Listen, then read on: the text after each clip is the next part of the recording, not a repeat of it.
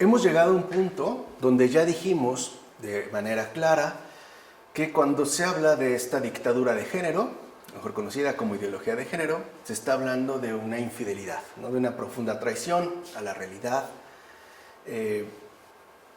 a lo natural, al creador y a la verdad. E incluso, ¿no?, vale la pena destacar cómo esta infidelidad, esta traición, infidelidad, incluso no está ausente del propio pilar teórico que supuestamente la sustenta, Marx. Para este apartado, ustedes pueden consultar, que es de donde yo lo saqué, los 2 volúmenes de la obra que escribiera el gran Michel Henry, que también ya estamos estudiando con la esencia de la manifestación, justo al pensamiento de Marx.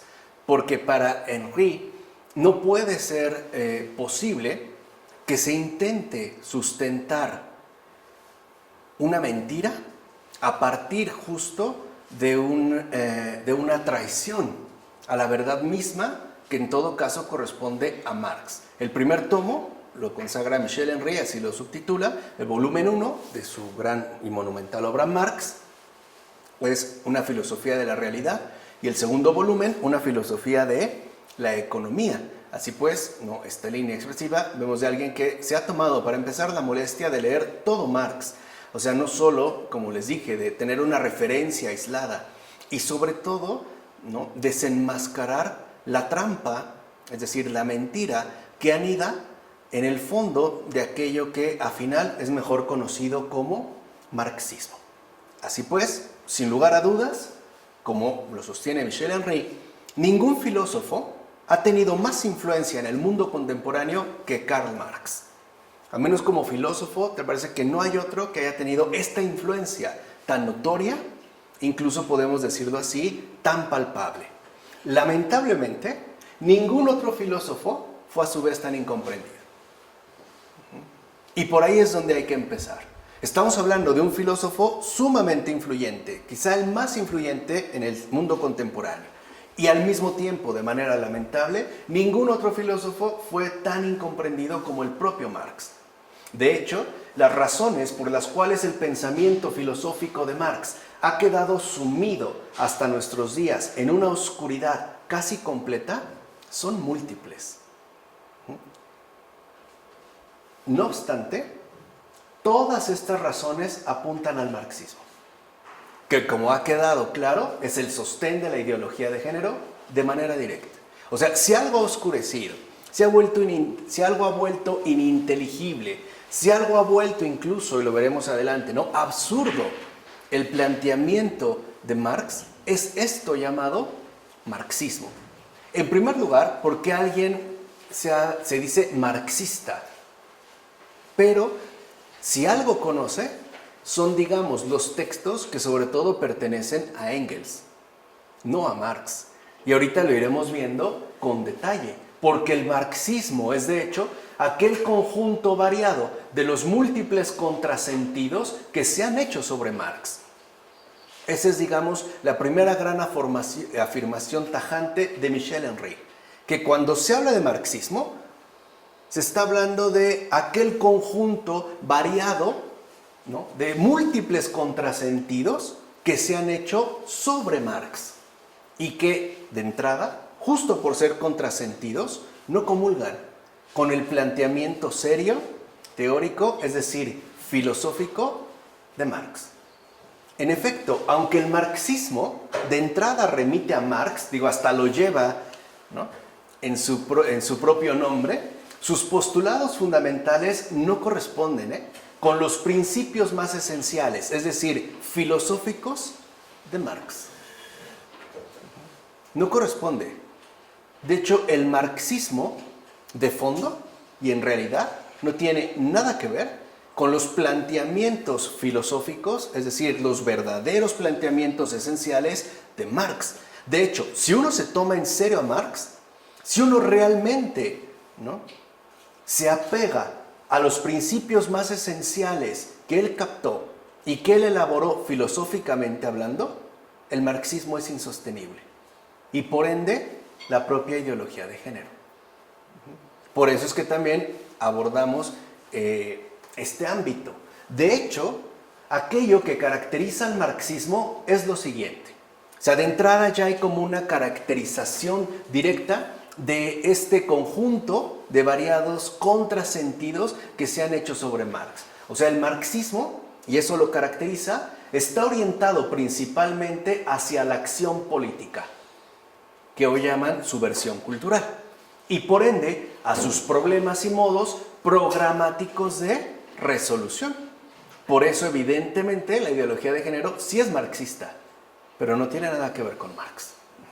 Esto significa, a final de cuentas, que el marxismo no retuvo de la obra original de Marx, sino aquello que podía estimular la acción política y, bajo una situación determinada, hacerla más eficaz. O sea, solo se queda con una parte que dentro de la obra completa de Marx es secundaria e incluso es inesencial. O sea, tomó solo un aspecto, ¿no?, que lo convirtió como en el eje central del pensamiento de Marx. Pero no es así, eso es mentira. En todo caso, el marxismo no es sino una suerte de resumen más o menos concentrado de la praxis revolucionaria. Y por tanto, el marxismo es un manipulado sustituto de lo más esencial de Marx, su filosofía. Eso es el marxismo. Un manipulado sustituto de lo que realmente es esencial en Marx, es decir, filosofía. Por decirlo brevemente, para que entiendan, creo ya, hacia dónde vamos. Mientras que en Marx sí hay filosofía, en el marxismo no hay filosofía, hay un sustituto, es decir, ideología. Que lo habíamos dicho en la última ocasión, la ideología está corrompida en sus principios. Eso hay que tenerlo muy en cuenta. De fondo, el marxismo buscó hacer falsamente de la praxis revolucionaria la esencia de la obra de Marx. De hecho, cuando tú hablas con alguien que se dice marxista, de entrada, ¿no?, ya tiene como un panorama intelectual bien marcado. Lo que resalta es la lucha de clases y por ende la praxis revolucionaria que va en contra del proletariado.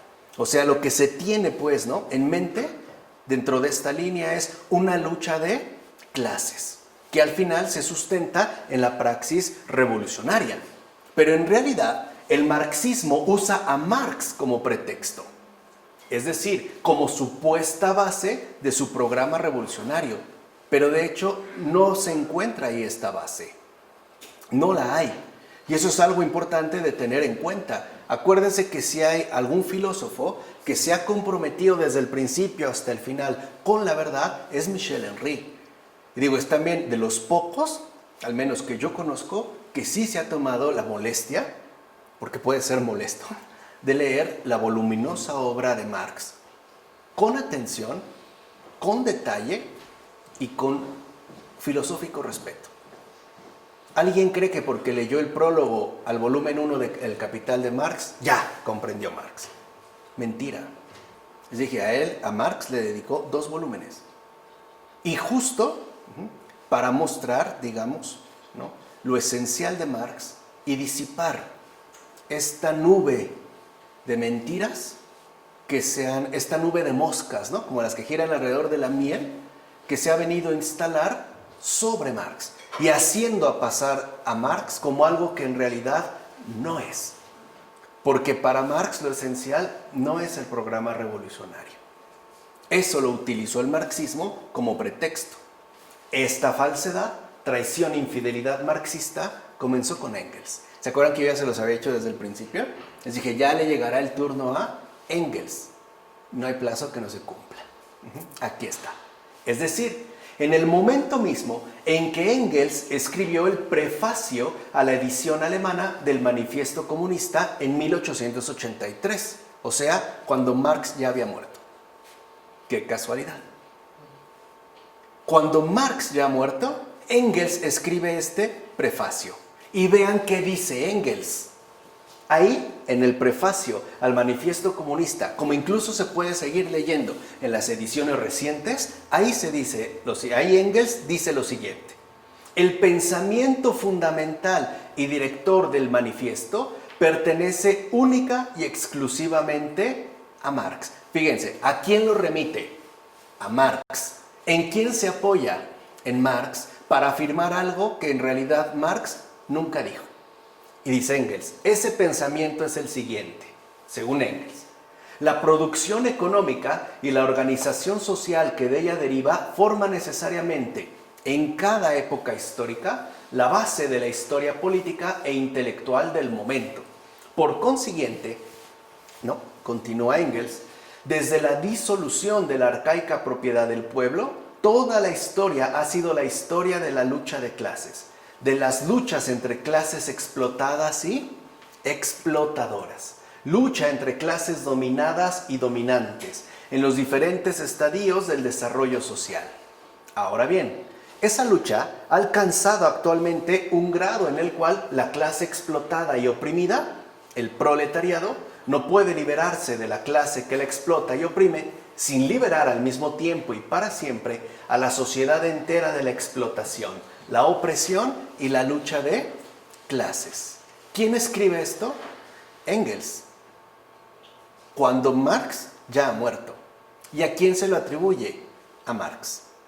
Pues bien, lo más notable de este pasaje presentado por Engels, como ocurre en otros pasajes similares, consiste en el hecho de que tal resumen, que ciertamente pretende contener lo más esencial de Marx y que en efecto se volverá uno de los más grandes dogmas del marxismo revolucionario, está hecho a partir de un texto político. Ciertamente, los textos políticos de Marx, o mejor dicho, los textos histórico-políticos escritos por él, el manifiesto del Partido Comunista, el 18 Brumario de Luis Bonaparte, la lucha de clases, la guerra civil en Francia, etc., no contienen su principio de inteligibilidad en sí mismos.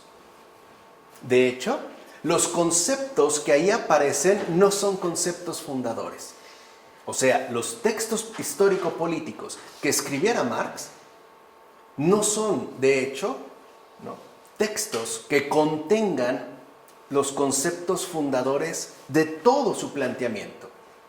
O sea, estos textos, pues para que se entienda, remiten a otras fuentes distintas.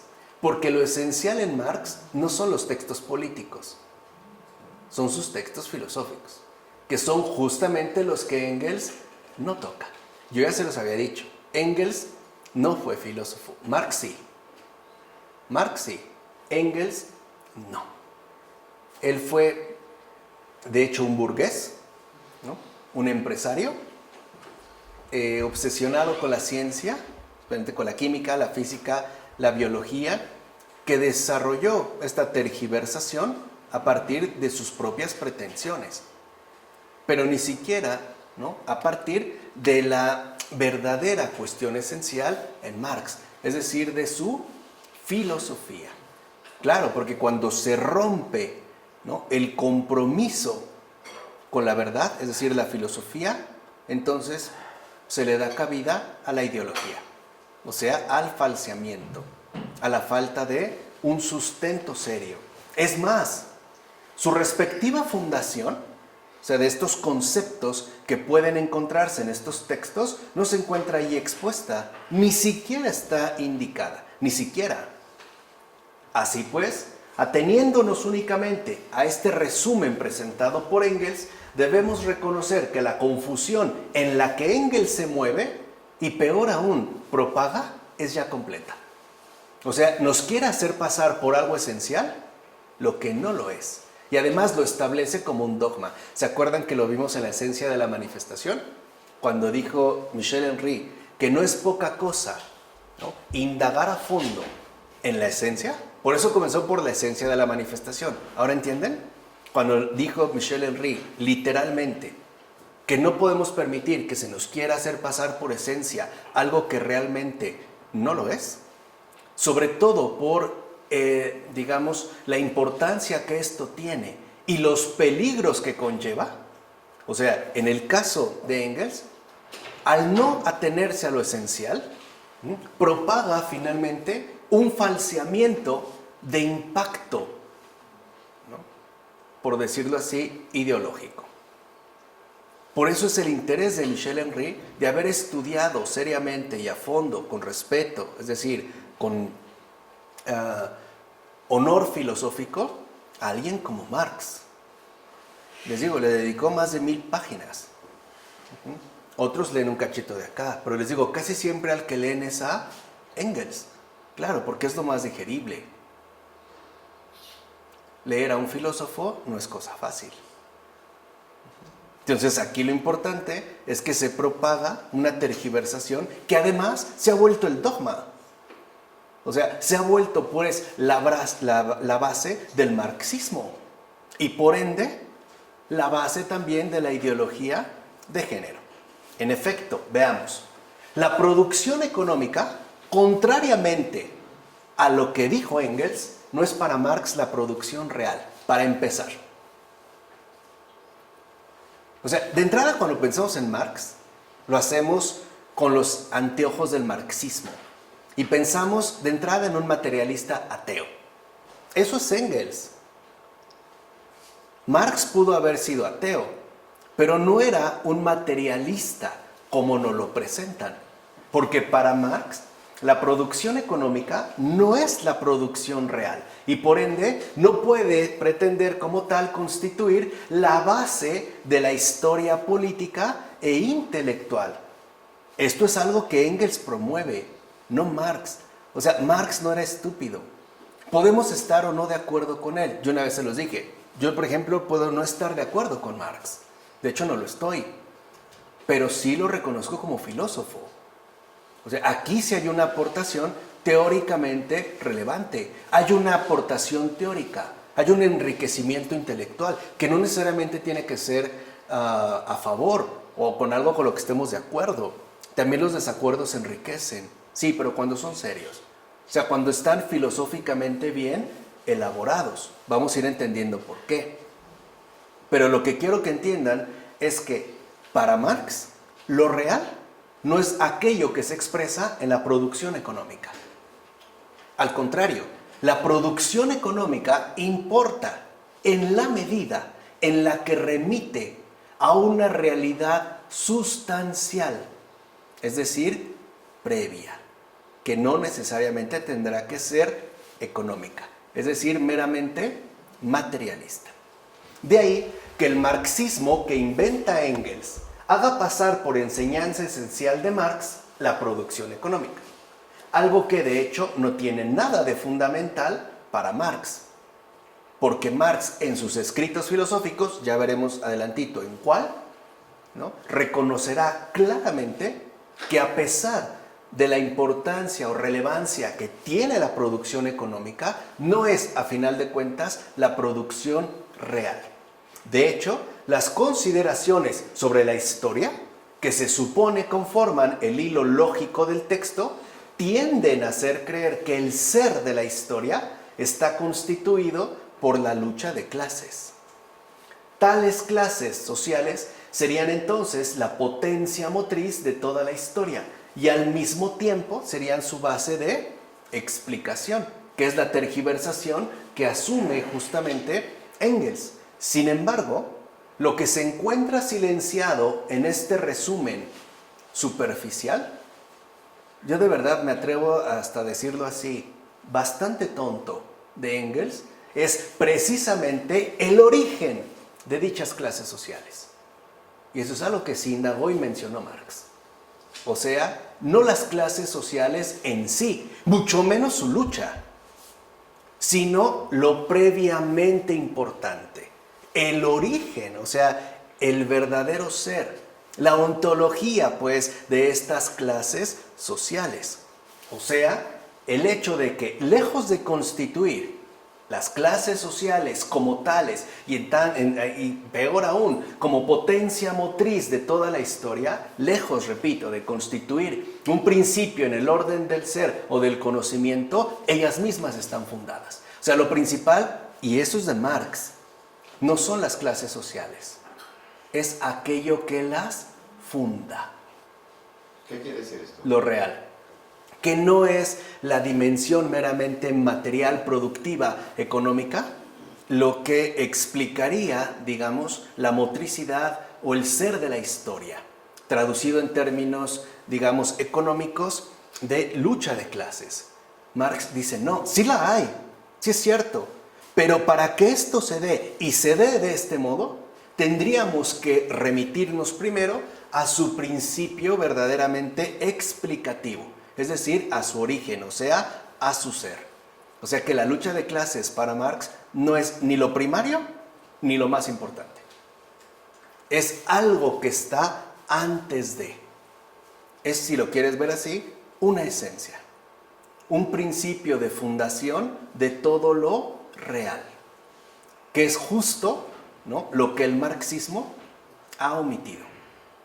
Porque entonces habría que irse a algo realmente esencial, que es lo que el marxismo no sostiene. Y que, como dirá Marx, justamente por ser fundadas, estas clases reenvían, por tanto, a un generante, cuya elucidación, este generante, este principio de realidad, es, por cierto, uno de los mayores logros de la filosofía de Karl Marx. Y que, por cierto, el marxismo ni menciona, porque desconoce, y si lo menciona, lo malinterpreta. Porque el marxismo no da para tanto. El marxismo, como tergiversación, es enemigo de lo esencial. ¿No es lo que ha hecho la ideología de género? ¿No se ve ahí su herencia? Enemiga de lo natural, de lo esencialmente natural, de la naturaleza esencial que constituye nuestra realidad como tal. Eso es lo que le permite moverse al marxismo y a la ideología de género en esta línea. Pero si uno, repito, se toma en serio a Marx, eso no es posible. Porque para Marx lo importante es el verdadero generante de aquello que ya nosotros, por decirlo de esta manera, podemos ver realizado. La lucha de clases sociales.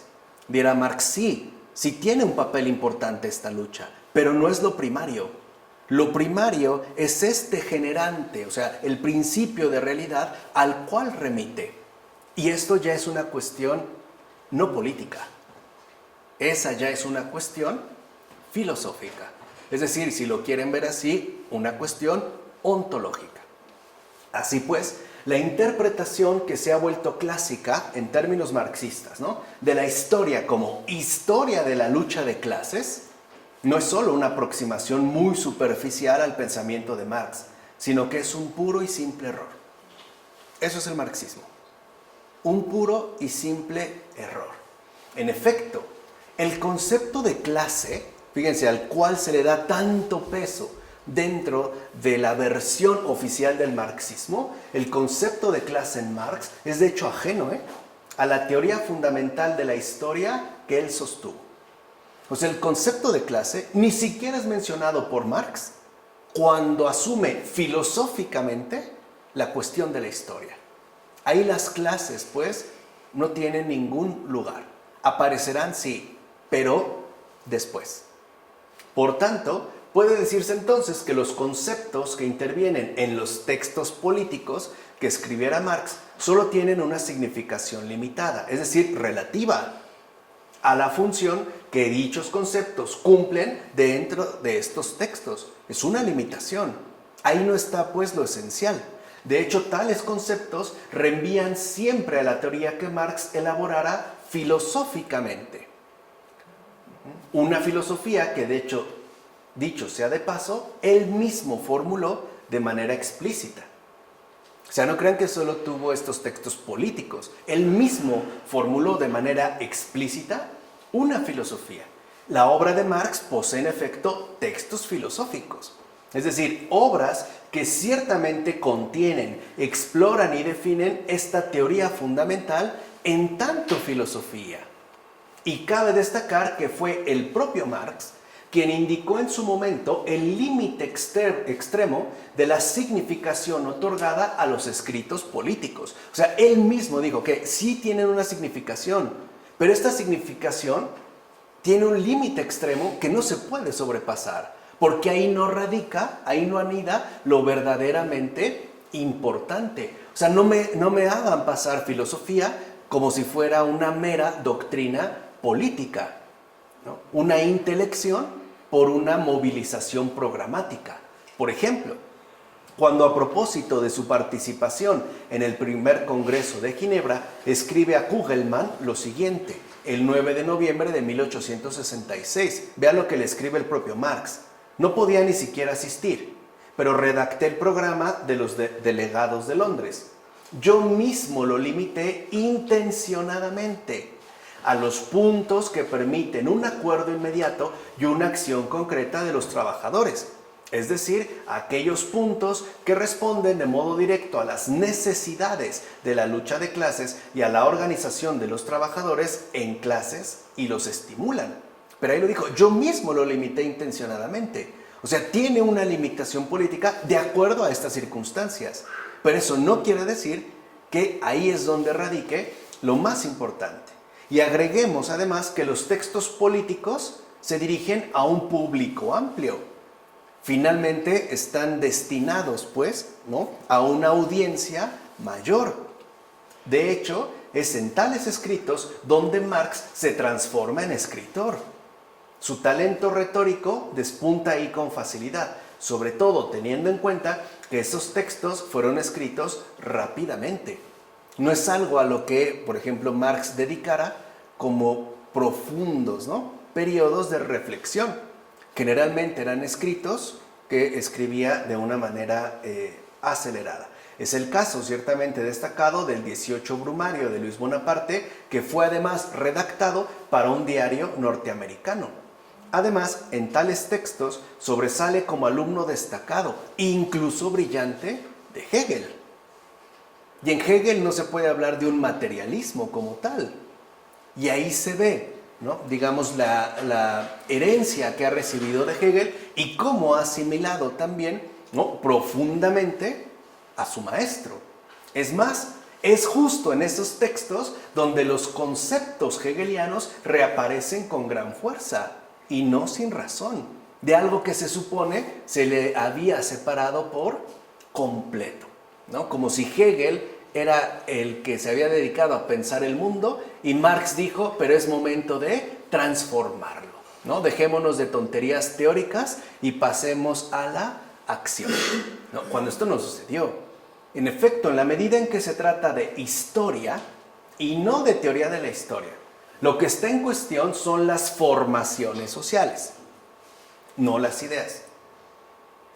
Esto supone que los conceptos que las van a formular, es decir, a estas formaciones sociales, tienen cada vez por referencia una realidad general en Marx.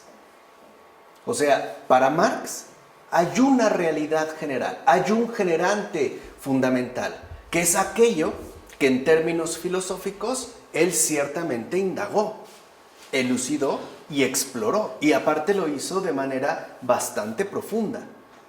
Porque sin este análisis previo, no es posible ubicar adecuadamente las formaciones sociales correspondientes. Se ha dicho de otra manera, a las realidades materiales hay que conectarlas con los conceptos que les corresponden. Y estos conceptos, a su vez, deben de remitir a una realidad general sustancial que de hecho los van a sustentar. ¿Se entiende? O sea, no se queda pues en el mero plano fáctico de los hechos que pueden ser más o menos accesibles. No, comprende Marx que sí, ¿no? Al tratarse de historia, no está haciendo teoría de la historia. Él ya entiende la historia como una dinámica compuesta por formaciones sociales. Esto está bien. Y lo que dice Marx es, estas formaciones sociales, en cuanto tal, no remiten a meras ideas, sino que, en pocas palabras, para que se puedan formular, es decir, para que se puedan teorizar adecuadamente estas formaciones sociales, necesitamos nosotros referirnos a una realidad general que efectivamente la sustente. O sea, no tenemos que dejarnos ir por una mera ideación. En pocas palabras, para Marx algo es necesario. Tomarnos en serio la historia, ¿no?, y entender de dónde ha brotado. ¿Por qué es que ha emergido de esta manera? O sea, dicho de otro modo, esta realidad general, ¿no? Y que para Marx, cuando habla de una realidad general, una base sustancial, un principio formativo, o sea, un principio esencial, que es lo que va a dar pie posteriormente a lo que se despliega en términos de historia, ¿no? De formaciones sociales, y entiende por ello esta realidad general Marx, su estructuración, sus diferenciaciones y sus oposiciones internas. Esta es la filosofía de Marx. Este es el hueso duro de roer. Aquí es de hecho donde se encuentra la grandeza filosófica de Marx. Aquí, cuando indaga en esta realidad general, en términos de su estructuración, sus diferenciaciones y sus oposiciones internas, ¿no? Pertenece filosóficamente a una ontología del universal, que es lo que sostuvo Marx. Los conceptos políticos de Marx, en todo caso, refieren siempre y en cada ocasión a ella. En pocas palabras, no se puede sustentar los textos políticos de Marx sin esta ontología de lo universal, sin esta realidad general que él ciertamente elucidó y que además les digo, la elucidó, veremos más adelante, ¿no? De manera seria, de manera incluso, me atrevo a decir, bastante profunda. Y esta ontología de lo universal, creo que un poco lo que preguntaste hace rato, ¿qué significa? Aquí está, aparece pues como una esencia única que obra en el fondo de todas las cosas.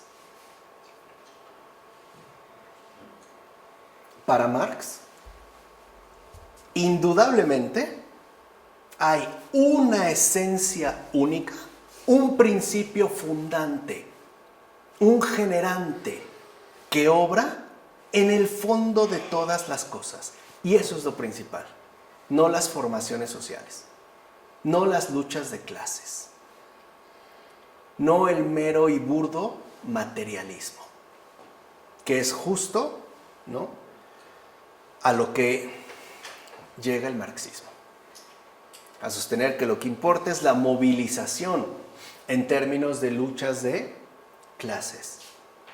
Marx dice no. Ahí es donde está el filósofo Marx. No nos podemos dejar llevar por precipitaciones políticas. Lo importante es ver qué hay al principio. ¿Y qué es lo que encuentra Marx? Una esencia única que obra, en el fondo de todas las cosas. Ahí es hacia donde va a encontrar, pues, en esta esencia única que obra en el fondo de las cosas, una estructuración, una serie de diferenciaciones e incluso unas oposiciones internas que serían justamente la realidad general, ¿no?, que importa elucidar para después poder comprender el porqué de las formaciones sociales. Y después de las formaciones sociales en general, el porqué de la relevancia política de la lucha de clases.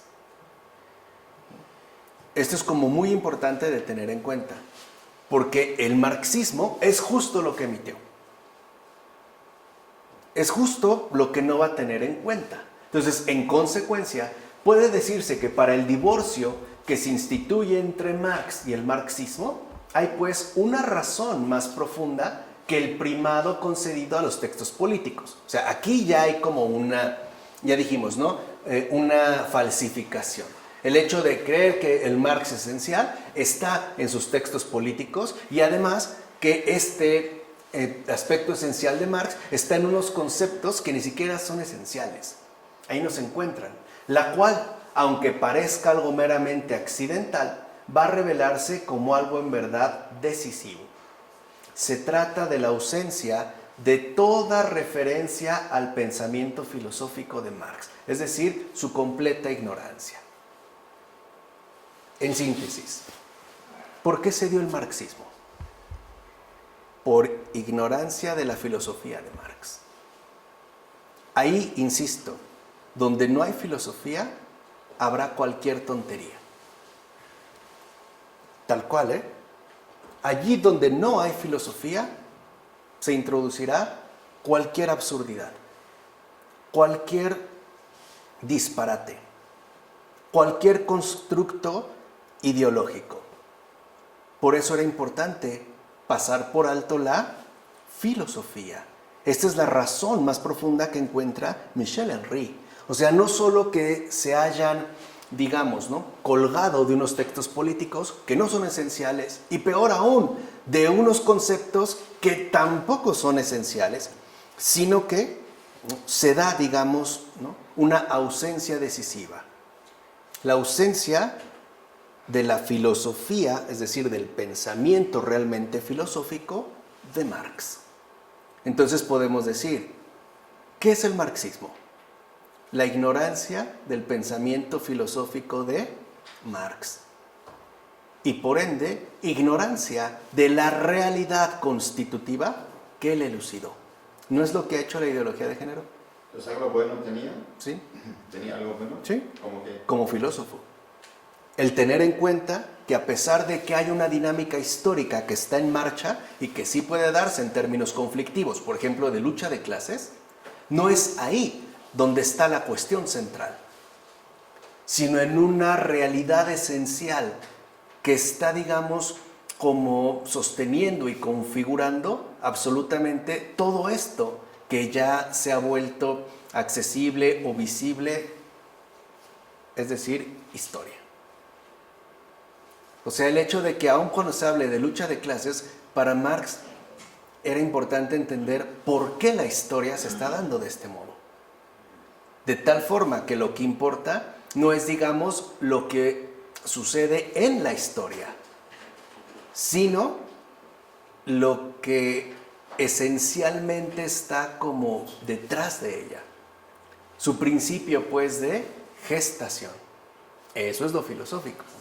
O sea, al menos entender que no nos podemos quedar, ¿no?, en las dinámicas que pueden llegar a aparecer justo en un campo netamente material. O sea, ahí es donde entra lo importante, porque les dije, aunque para Marx, ¿no?, la dimensión material ciertamente es reveladora en términos de historia, como lo hemos mencionado, hay finalmente algo que no es material. Y que además, en tanto no material, es principio constitutivo. O sea, lo que le interesa realmente a Marx, filosóficamente hablando, es el ser de la historia. No la historia tal y como se ha desplegado, sino el ser de la historia, que es justo lo que el marxismo omite. ¿Para qué omitir el ser de la historia? Pues para llevar a cabo su programa revolucionario. Es lo que ha hecho la ideología de género. Nada más que no habla del ser, habla de lo natural, de lo biológico, de lo obvio, ¿no? Lo veremos al final de estos espacios dedicados al trasfondo teórico-político de la ideología de género. Lo dirá George Orwell. Hemos llegado a tal extremo de bajeza que ahora nos vemos en la necesidad de reformular lo obvio. La propia naturaleza. A ese grado de bajeza hemos llegado que nos vemos en la necesidad de reformular lo obvio, como decía Chesterton, ¿no?, de defender que el pasto es verde, que la gallina es gallina y el huevo es huevo. Y aparte hacerlo, ¿no?, con un esfuerzo agotador. A ese grado de bajeza es que hemos llegado. Y es justo porque se da esto. Ignorar el ser. O sea, en pocas palabras, ignorar el ser, el promover la ausencia de toda referencia al pensamiento filosófico de Marx, lo que hace es eliminar un compromiso serio con la verdad. Y por lo tanto, abrirle las puertas a la mentira. ¿Por qué la ideología de género tiene que apoyarse en Marx? ¿No puede partir de otro...? No, porque en realidad se apoya en Marx a partir de lo que dijo Engels de Marx. Es lo que les dije, la ideología de género, ¿no?, digamos que se apoya en Marx por la popularidad que alcanzó, por la repercusión. Pero en realidad la ideología de género no tiene ningún respaldo en Marx, lo tiene en el marxismo. O sea, en una tergiversación completa del planteamiento de Marx. Es lo que les dije, ahí se ve que es una total traición, ¿no? Los dije en la última ocasión. No solo traición a la realidad, a la verdad, al creador, infidelidad, incluso a su propia base, al propio Marx. Ni ahí. O sea, eso hay que tenerlo, les digo, como muy en cuenta. El hecho de que no se pueda mantener, digamos, dentro de esta línea, ¿no? En efecto, Plejánov, Lenin, Stalin y tantos otros ni siquiera tenían conocimiento alguno de los manuscritos del 44 y sobre todo de la ideología alemana. Ahí es donde está el verdadero planteamiento filosófico de Marx. Pues permanecieron inéditos estos escritos hasta el año 1932. Es decir, en una época donde el materialismo dialéctico, que ya lo explicamos, se proponía ya como una doctrina oficial y acabada. Cuando en realidad en los manuscritos filosóficos de Marx, sobre todo los manuscritos del 44 y en especial la ideología alemana, ni siquiera los habían leído, ni siquiera los conocían. Y si uno se toma en serio estos textos, no hay manera de sostener el materialismo dialéctico. No tiene sustento. No tendría ciertamente base. Incluso podemos ir todavía más lejos. Pero a la siguiente ocasión. Pero aquí lo que hay que entender es esta ausencia de filosofía. Por eso lo que les decía, el problema real de este trasfondo es que carece de filosofía. Y al carecer de filosofía, abunda en disparate. En nombre del Padre, del Hijo, del Espíritu Santo. Amén.